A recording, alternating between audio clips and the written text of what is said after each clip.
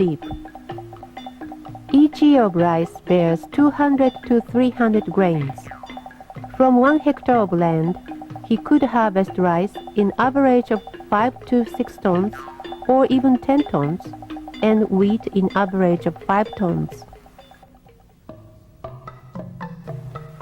The most significant thing of Fukuoka-san's natural farming is clay balls. These clay balls are the essence of natural farming, which Fukuoka-san has established after years of trial and error. Seeds wrapped in the clay ball will not be eaten by birds or insects. Thus, you don't need to till the farmland. All necessary conditions for sprouting is minimized to this one clay ball. Materials needed are clay, sieve, washtub, water, and plant seeds. Find a clay of fine textured, a rather sticky type. 2 types of balls for different use. One is for growing a wholesome natural farm, and the other for rice and wheat growing. In case of growing natural farm, collect as many kinds of seeds as possible, including vegetable, fruit, tree, and green manure like clover. It is the same case when revegetating the desert. Wash the seeds of vegetables and fruits gathered from the kitchen and leave them to dry. While you take a walk, look at the plants you come across and pick the seeds from them. The beginning of natural farming is to collect the seeds as a daily routine. For growing rice, prepare grains of rice only. Either paddy or upland rice is fine. As for wheat, mix clovers in wheat grains. Let me explain the way of making clay balls. First, dry the clay. Then, using stones or something hard, crush the clay to fine soil. Remove organic matter like leaves and twigs and screen the clay until it is powdered. Mix a variety of seeds in the clay at a proportion of 1 seed to 7 parts clay until it becomes even. Beans soaked in water for a day are useful material. These swollen beans prevent the clay balls from cracking. Keep mixing them by adding water. Knead it well as if you are kneading a dough until it is as elastic as an earlobe. Beat it until air bubbles are removed. Take a small ball of clay in diameter of 1 to 1.5 centimeter and with both hands crumple it to a pellet. With large-sized seed, make a larger pellet to fully enclose the seed. With all the seeds wrapped in and the surface smoothed, the clay ball is done.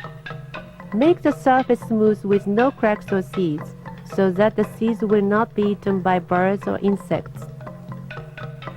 If the balls are not for immediate use, leave them to dry in a shady, breezy area. Dry clay balls will keep for many months. Be aware that they may germinate if kept in a warm, humid place. In case of making a large quantity of clay balls, use a concrete mixer. Tools and materials to prepare are a mixer, a water spray, a large quantity of seeds, and clay powder. Place the concrete mixer with no shuttlecock and clean the inside of the mixer by scraping off excess concrete from the surface.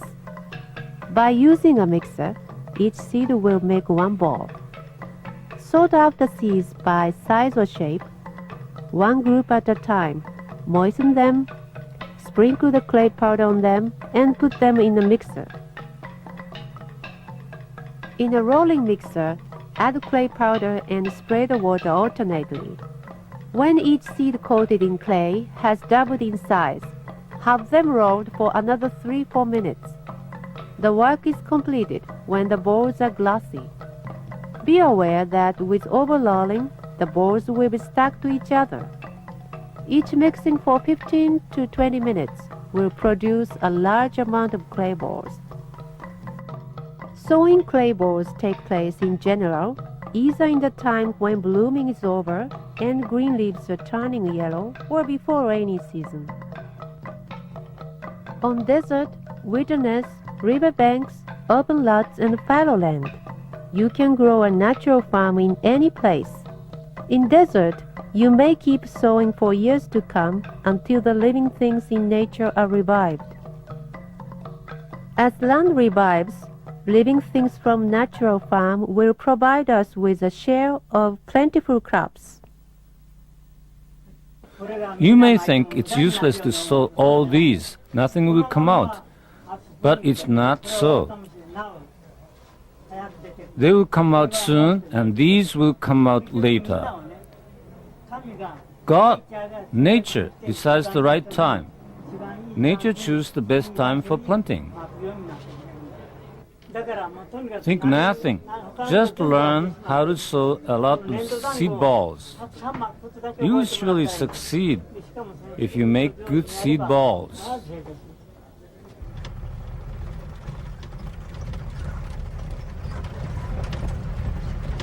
They seem to have grown nicely though.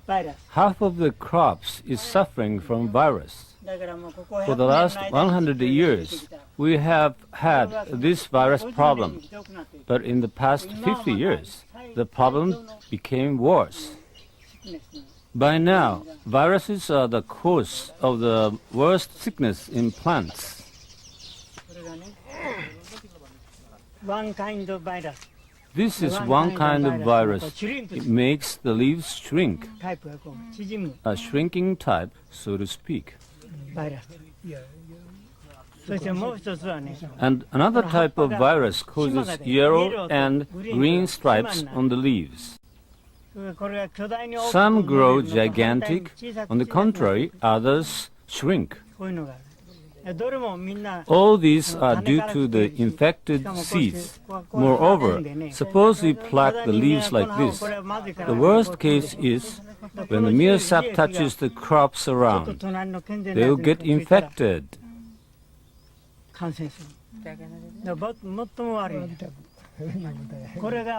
These viruses are spreading all over the earth. This one is suffering from the most serious damage.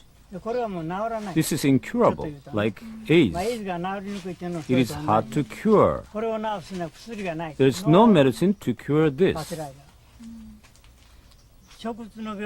There are three major causes of plant disease: virus, bacterium, and fungus.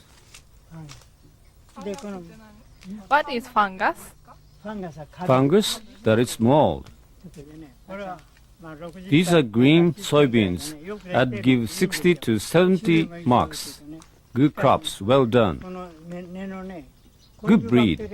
They don't have enough bacteria on root tubercles. This is the disease caused by mold.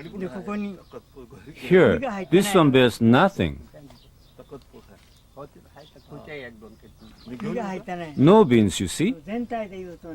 All things considered, I recommend trees such as teak, acacia, Myria azadrak, and baobab. It is so wide here. Mix them all together. Here and there are big trees. On this farm, trees as tall as 50 to 100 meters should have naturally grown.